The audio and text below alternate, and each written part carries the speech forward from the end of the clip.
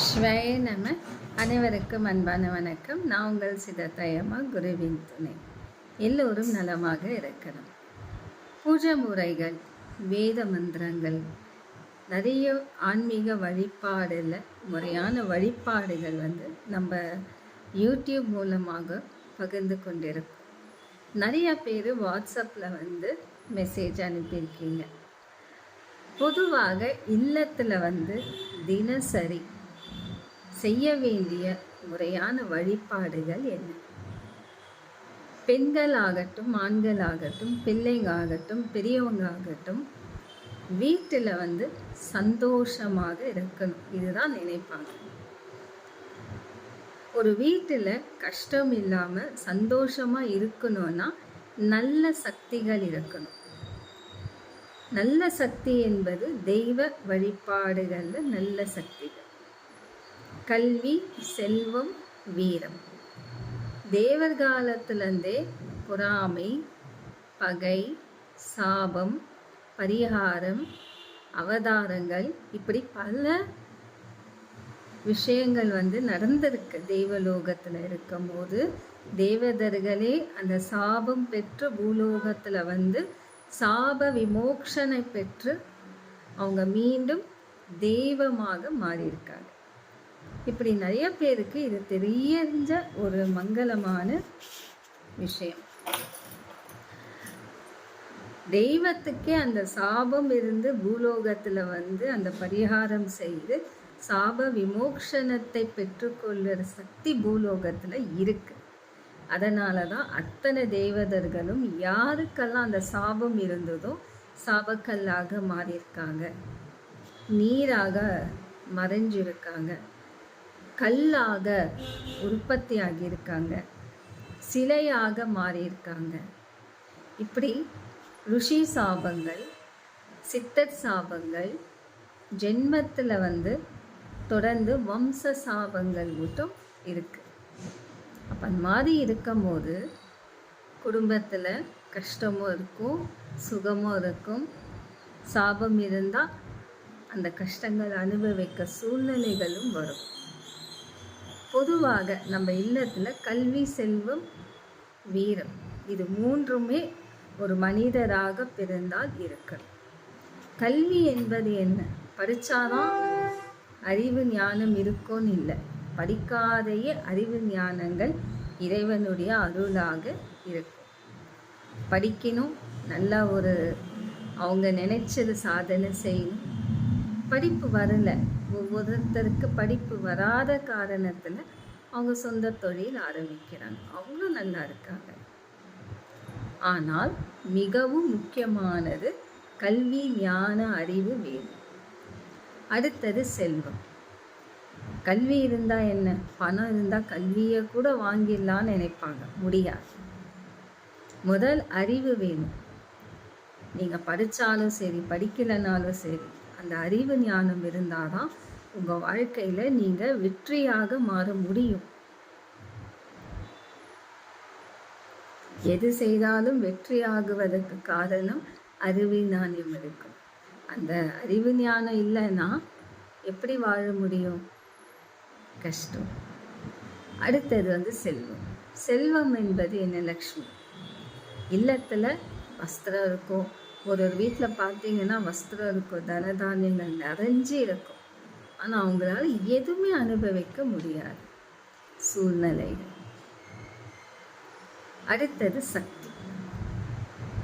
உங்கள் உடலில் ஆரோக்கியம் இருந்தால் தான் நீங்கள் பலமாக போராட முடியும். ஆரோக்கியமாக சின்ன வயசுலேயே ஒரு பெரிய நோயாண்டு அதை பாதிப்பு இருந்துச்சுன்னா செய்ய முடியுமா? முடியாது. அதனால் கல்வி, செல்வம், வீரம், முப்பெரும் தேவர்கள், முப்பெரும் தேவியர்கள் நீங்கள் தினமும் நினைக்கணும், பிரார்த்தனை செய்யணும், அவங்கள நினச்சி பூஜை செய்யணும். குலதெய்வம். உங்கள் குலதெய்வம் எதற்கு நீங்கள் வணங்கணும்னா உங்களுடைய வம்சமாக தொடர்ந்து பூஜை செய்து அவங்க தான் உங்களுடைய காவல் தெய்வமாக.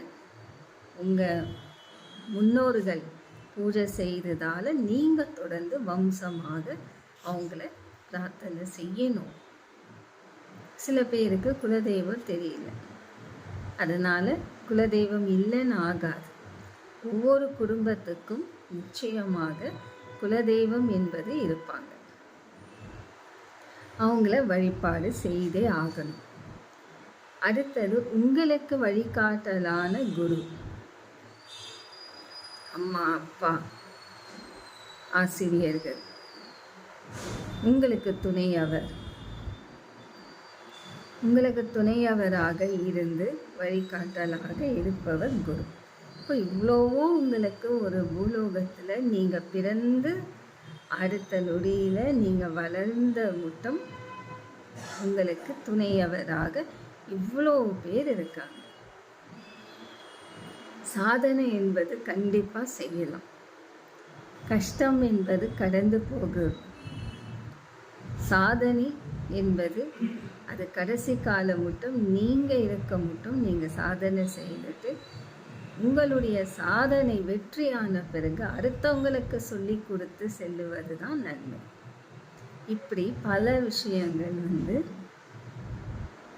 நம்ம தொடர்ந்து வழிபாடாக சொல்லிட்டு இருக்கோம். பூஜைகள் ஆகட்டும், மந்திரங்கள் ஆகட்டும், ஒவ்வொரு இல்லத்திலேயும் நல்ல சக்தி இருந்தால் எந்த ஒரு தொந்தரும் அண்டாது. இது ஒரு சின்ன பதிவு தான், ஆனால் இது ஒவ்வொரு இல்லத்திலையும் தொடர்ந்து நீங்கள் வழிபாடு செய்யும் போது உங்களுக்கு கஷ்டம்னு அண்டாது. நல்ல சக்திகள் உங்களுக்கு துணையாக இருப்பாங்க. பிரம்ம சரஸ்வதி, விஷ்ணு லக்ஷ்மி, சிவப்பா சக்தி, இவங்க எல்லாருடைய அருள் ஆசீர்வாதம் வேண்டும். இந்த பதிவு நான் ஏன் உங்களுக்கு சொல்கிறேன்னா, நிறைய விஷயங்கள் தெரியணும்.